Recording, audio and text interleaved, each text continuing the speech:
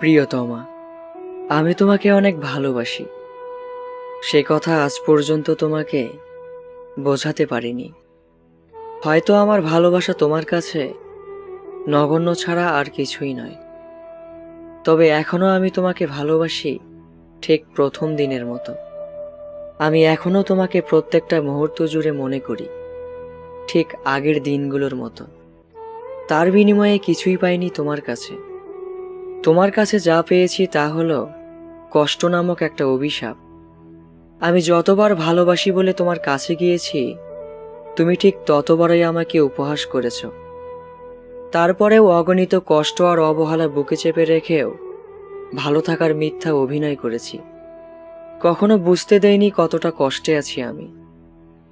তুমি কখনো বুঝতেও চাওনি কিসে আমার কষ্ট। তুমি কখনো এটাও বুঝতে চাওনি কোন বিষয়গুলো আমার ভালো লাগে। আসলে সত্য কথা বলতে তুমি আমাকে ভালোই বাসোনি কোনোদিন। হয়তোবা আমি তোমার যোগ্য নই।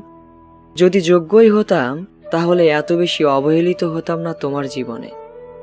একটা কথা কি জানো, এই পৃথিবীতে কেউ ব্যস্ত নয়। কে কাকে কতটা সময় দেবে এটা নির্ভর করে প্রয়োজনের ওপরে। প্রয়োজন মনে হলেই প্রিয়জনের সাথে কাটানো যায় অনেকটা মূল্যবান সময়, যেটা আমি তোমার কাছ থেকে কখনো পাইনি।